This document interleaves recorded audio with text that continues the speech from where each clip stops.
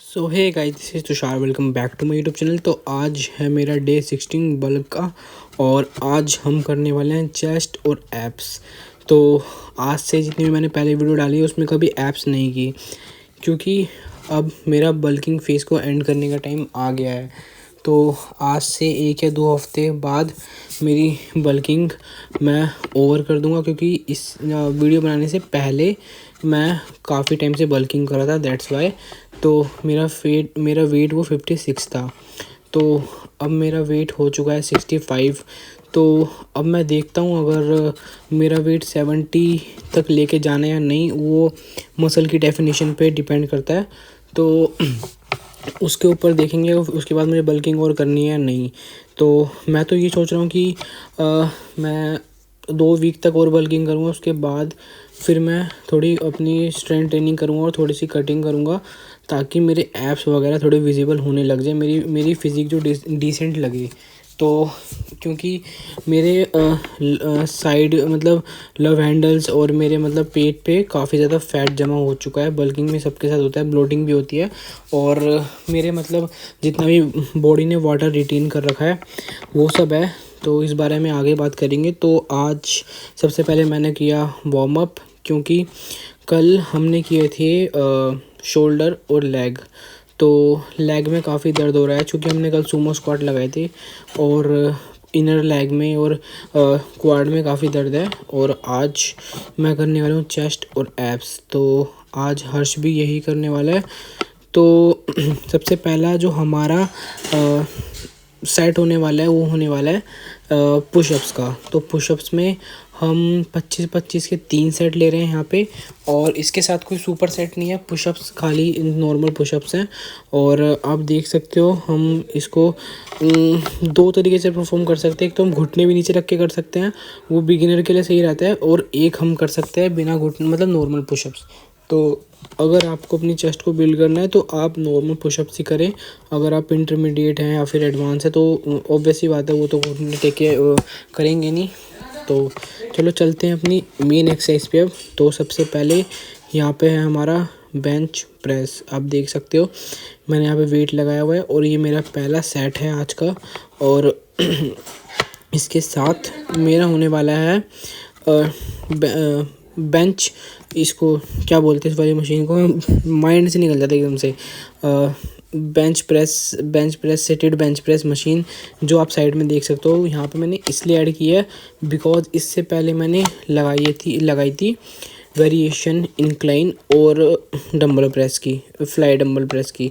तो इस बार मैं लगा रहा हूँ यहाँ पे ये settled machine presses for chest. तो ये मैंने यहाँ पे वेट को रखा है मीडियम हैवी, और यहाँ से मैं स्टार्ट कर रहा हूँ। और इस मशीन में मैंने एक खासियत और देखी है, मतलब ये मशीन चेस्ट के लिए तो है ही, बट अगर आप इसको बैक की एक्सरसाइज बना के करना चाहो तो बहुत सही आपकी एक्सरसाइज होगी। क्योंकि जैसे हम इस पोजीशन में जहाँ पे मेरा सर है, अगर मैं अपना वहाँ पे हाथ रखूँगा और इसको पीछे की तरफ पुश करूँगा तो ये मेरे रेयर शोल्डर पे और बैक पे पूरा इफ़ेक्ट करेगा। तो बट आज चेस्ट की एक्सरसाइज है, तो यहाँ पर मैं आज इसके 2 ही सेट लेने वाला हूँ, क्योंकि इसके आज इसका मैंने सुपर सेट के साथ ड्रॉप सेट भी है, लास्ट सेट ड्रॉप सेट का है। तो वहाँ पे मेरी एक्सरसाइज थोड़ी ज़्यादा हो जाएगी, दैट्स वाई मैं यहाँ पे आज खाली इसके 2 सेट लेने वाला हूँ, 2 बेंच प्रेस के, 2 इस मशीन के। और जो अगली एक्सरसाइज होगी उसके भी 2 लेने वाला हूँ। और आज एप्स है, तो ये थोड़ा सा चैलेंजिंग है, बिकॉज़ जब आप काफ़ी टाइम के बाद एप्स को ट्रेन करते हो, तो जब आप खांसते हो तो आपके पेट में दर्द होता है, जब आप कुछ खाते हुए तो आपके पेट में दर्द होता है। तो ये 2-3 दिन का होता है, उसके बाद सब कुछ सही हो जाता है, क्योंकि उस टाइम हमारे मसल्स ओपन हुए होते हैं, दैट्स वाई। तो यहाँ पे हर्ष लगा रहा है, और मैं इसके टिल फेलियर तक सेट लगवा रहा हूँ, क्योंकि इसके लिए वेट ये वाला थोड़ा ज़्यादा था। तो मैंने इसके मतलब पहले मैं उसको बोलता हूँ कि तू 12 निकाल, पर उस 12 के मैं 15 करवा देता हूँ, 15 के 20 करवा देता हूँ, ताकि इसमें एटलीस्ट 2 रैप ये सेल्फ मार सके, खुद से मार सके, अपनी स्ट्रेंथ थोड़ी सी इसकी अप हो। तो यहाँ पे मैंने ये मेरा दूसरा सेट है और मेरा लास्ट सेट लिया है बेंच प्रेस का। और यहाँ पे मैंने वेट को अपने हिसाब से मीडियम रखा है, क्योंकि हैवी वेट मैं उस मशीन में ज़्यादा यूज़ करूँगा। बिकॉज़ सच बताऊँ दिल से, मैं केबल पे ज़्यादा इसलिए रिलाय रहता हूँ क्योंकि मेरे को केबल की एक्सरसाइज पे ज़्यादा अच्छा पंप आता है और ज़्यादा अच्छा माइंड मसल कनेक्शन बनता है। ये बेंच प्रेस और ये इंक्लाइन प्रेस, इस पे ना मेरा थोड़ा पकड़ कम है और थोड़ा मतलब माइंड मसल कनेक्शन बैठता नहीं है, क्योंकि इस पे ऐसा लगता है कि मेरी पूरी बॉडी के ऊपर भार आ रहा है। तो मैं उसी चीज़ को सोच के ना अपने माइंड को कनेक्ट नहीं कर पाता हूँ अपनी चेस्ट के साथ। तो यही बस एक रीज़न है। और यहाँ पे आप देखो मैं ड्रॉप सेट कर रहा हूँ। यहाँ पे मैंने अब एक प्लेट निकाली, पहले मैंने इसके 8 या 10 रैप करे, फिर मैं वेट कम करके 10 या 12 करूँगा। ऐसे करके मैं वेट बढ़ाता जाऊँगा अपनी स्ट्रेंथ के अकॉर्डिंग। तो अगर आप अपना वेट को लूज़ करना चाहते हैं तो आप अपनी स्ट्रेंथ ट्रेनिंग पे ज़्यादा ध्यान दें। आप लाइट डंबल का यूज़ करें और रेपिटेशन से ज़्यादा निकालें। और अगर आपको मसल बिल्ड करना है तो आप अपने रैप को कम रखें और अपने वेट को हाई रखें और उसी हिसाब से ट्रेनिंग करें। बाकी आप अपने जो भी आपका जिम ट्रेनर है वो आपको सजेस्ट करेगा आपकी बॉडी के हिसाब को, आपकी बॉडी को देख के, आपकी हाइट वगैरह को देख के। तो मैं बस एक यहाँ बैठ के अंदाज़ा लगा रहा हूँ कि हाँ आप ऐसे अपने आप को ट्रांसफॉर्म कर सकते हो। तो अब दिसंबर आ चुका है, आप सबको पता है, और बहुत लोगों के मन में ये होगा कि अब तो हम गेनिंग करेंगे क्योंकि अब सर्दी आ चुकी है। लोग सोचते हैं अब हम चिकन खाएंगे, अंडे खाएंगे और गेनिंग ऐसे ही होती है। मैंने आपको पहले भी बताया था, आपका मिथ जो है वो बस्ट करा था कि ज़रूरी नहीं है कि हम सर्दी में अच्छी गेनिंग कर सकते हैं, हम गर्मी में भी कर सकते हैं। और आप ऐसा कोई साइंटिफिकली प्रूव नहीं हुआ है कि बल्किंग सर्दी में होती है, तब होते जब मर्जी आप कर सकते हो। जो आप बॉडी बिल्डर्स देखते हो बाहर के, वो जब मर्जी, जब उनके कंपटीशन पास आते हैं तो वो कटिंग कर लेते हैं, गेनिंग कर लेते हैं। जब ऑफ सीजन जाते हैं तो सब कुछ अपने माइंड से करोगे तो सब कुछ होगा। तो यहाँ पे मैंने वेट को लाइट आ गया था पूरा, तो इस तरीके से मैंने इस वर्कआउट को किया था ख़त्म। और लास्ट के मैंने बिल्कुल खाली कर दिया।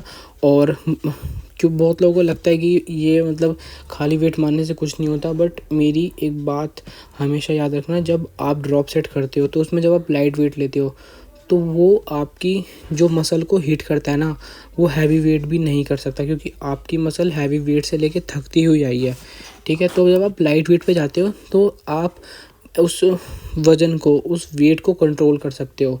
और आप जब पूरी कंट्रोल फॉर्म में एक्सरसाइज करोगे तो आपको खुद ही महसूस होगा कि हाँ अब मैं मतलब मेरा जो मसल था वो पहले से पंप है और उसको मैं हिट कर रहा हूँ। अब मैं लाइट वेट पे आ गया हूँ ना, तो मैं उसको और अच्छे से हिट करूँगा। आपके अंदर कॉन्फिडेंस भी बढ़ जाएगा और आपकी स्ट्रेंथ, मतलब ऐसा भी नहीं होगा कि वेट उल्टा सीधा खींच रहे हो आप पूरी अपनी जितनी भी आपकी स्ट्रेंथ है बिल्कुल सही खींचोगे, क्योंकि वेट लाइट है। तो यही रीज़न होता है ड्रॉप सेट का। और ड्रॉप सेट आपकी स्ट्रेंथ भी बढ़ाता है और आपकी मसल को शॉक भी देता है। मैं आपको एक बात बताना चाहता हूँ, बहुत लोग ऐसे होते हैं जो कि जिनको समझ नहीं आता, उनकी बॉडी ना बाद में ग्रो नहीं करती। तो 2 साल में इस चीज़ में कंफ्यूज रहता, बॉडी प्लेटियो।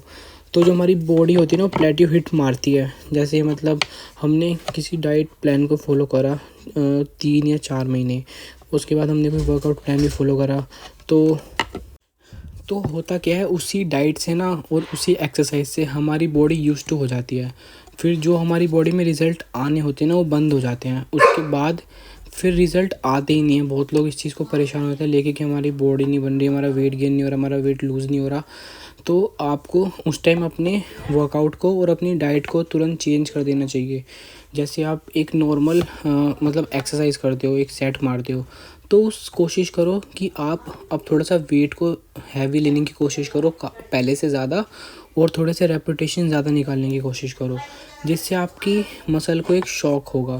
ठीक है, आप बहुत सारी ऐसे मतलब प्लान्स हैं, जैसे FTS ऐसे कुछ करके है, और आप 5x5 भी फॉलो कर सकते हो। इससे क्या होगा, जो आपकी मसल्स हैं ना, वो थोड़ी सी शॉक होंगी और आपकी मसल्स को कुछ न्यू मिलेगा।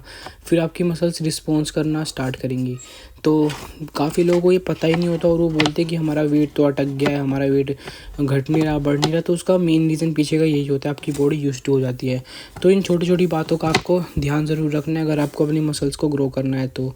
और ये ड्रॉप सेट भी आप ऐड कर सकते हो अपनी वर्कआउट में, ताकि आपकी मसल्स हिट हों, मतलब हैवी, फिर लाइट, फिर और लाइट, फिर और लाइट। इससे आपकी मसल्स हर एक वेट से हिट हो रही है और इससे आपकी स्ट्रेंथ भी बढ़ेगी।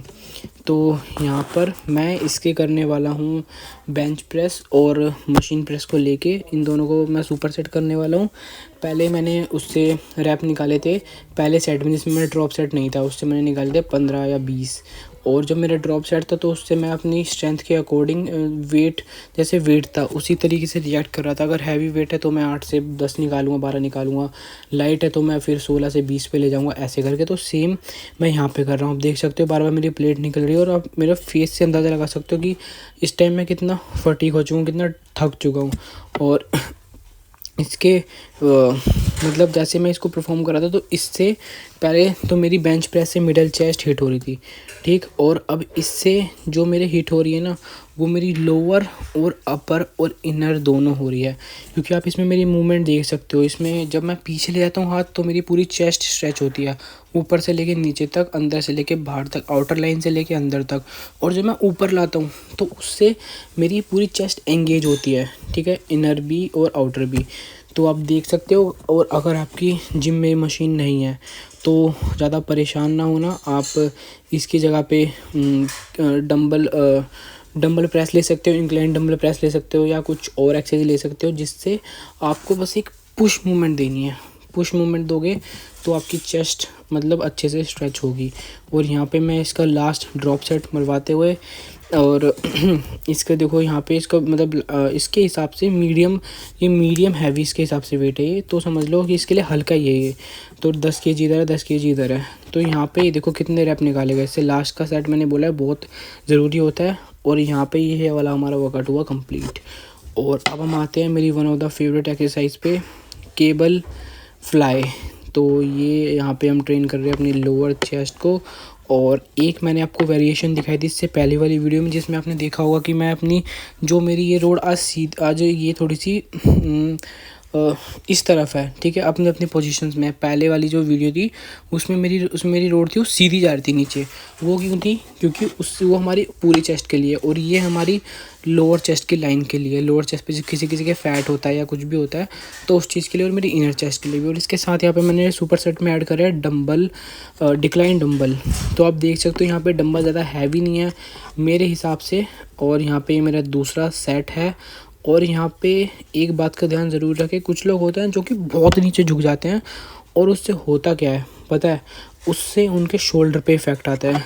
जब आप खुद सोचो, कोई बंदा इस एक्सरसाइज को परफॉर्म कर रहा है इस तरीके से और वो ज़्यादा नीचे झुक जाए तो उसकी चेस्ट पे हम उसके शोल्डर को ज़्यादा खींचेंगे। तो आपको इस बात का ध्यान ज़रूर रखना है। अगर आपको मतलब ठीक से ये वाला वर्कआउट करना ना आता तो आप गूगल पे देख सकते हो, आप यूट्यूब पे देख सकते हो, अपने ट्रेनर से पूछ सकते हो, या किसी से पूछ सकते हो जो मतलब जिसको लिफ्टिंग का एक्सपीरियंस हो। तो इस चीज़ में कोई शर्म नहीं है कि मतलब कुछ किसी को लगता है कि अगर मैं इससे पूछूंगा तो फिर ये सोचेगा कि इसको तो कुछ नहीं आता, ये है वो है। तो आप पूछ सकते हो, ऐसी कोई बात नहीं होती।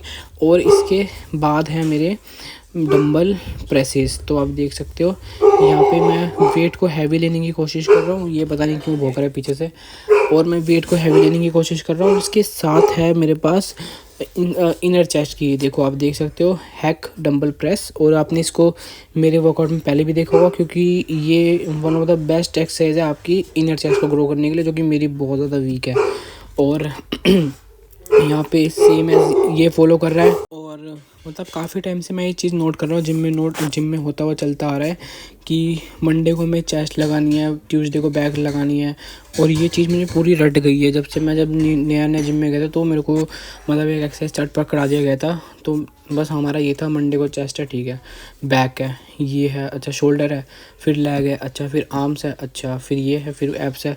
तो ऐसे करके तो आपकी बॉडी प्लेट्यू जब हीट करते हैं, जब आप इस तरीके से वर्कआउट करते हो ना, तो अपने वर्कआउट में चेंज करो, डबल बॉडी पार्ट भी ऐड करो, ठीक है। फिर उसके बाद आप डबल बॉडी पार्ट आपके 2-3 महीने आपने करे हैं, फिर आप सिंगल ऐड कर लो, तो आप ट्रिपल भी ऐड कर सकते हो। तो आप थोड़ी एक्सरसाइज कम कर दो, ट्रिपल भी ऐड कर सकते हो। तो इस मिथ में मत रहो कि मतलब हम मंडे को ये लगाएंगे, फिक्स नहीं है। अपने हिसाब से चलो, अपनी बॉडी को शॉक करते रहो, अपनी बॉडी को जगाते रहो बार बार कि हमें ये वाला ये वर्कआउट करना है। और यहाँ पे आप देख सकते हो ये है मेरा लास्ट सेट। और अब हम आते हैं अपनी एब्स के वर्कआउट के ऊपर। तो आप देख सकते हो मैं सिंपली यहाँ पे अपने ज़्यादा फोकस कर रहा हूँ अपर एब्स के ऊपर और मिडल एब्स के ऊपर, आप देख सकते हो। और जो यहाँ पे मेरे लोअर एब्स है वो इतने ट्रेन नहीं हो रहे जितने मेरे मिडल और अपर ट्रेन हो रहे हैं। और यहाँ पे सेम एज़ ये, और हमने इसके लिए थे 4 सेट 20-20 के। तो अभी हमारी शुरुआत है तो इसलिए हमने इसके रैप थोड़े कम लिए थे। और इसके साथ मैं आगे वेट भी ऐड करने वाला हूँ ताकि मेरे ऊपर मेरे एब्स के ऊपर कुछ ज़्यादा इफ़ेक्ट आए। तो यहाँ पे पहले मैं इसको एक बेंच पे पैर रख के करना पसंद करता था और वो भी काफ़ी इफ़ेक्टिव था। बट आज हमें ये वाला वर्कआउट याद आया तो हमने ये कर दिया। और इसके साथ हम आगे पता है क्या करने वाले हैं, लव हैंडल्स की एक्सरसाइज, जो कि ये साइड में फैट होता है ना, साइड फैट जिसको हम बोलते हैं, लव हैंडल भी बोल देते हैं, उसकी एक्सरसाइज। तो मेरे को अब ऑब्लिक्स पे और अपने एब्स पे बहुत ध्यान देना, जैसे मैंने अपने सारे बॉडी पार्ट पे दिया है और लेग पे भी।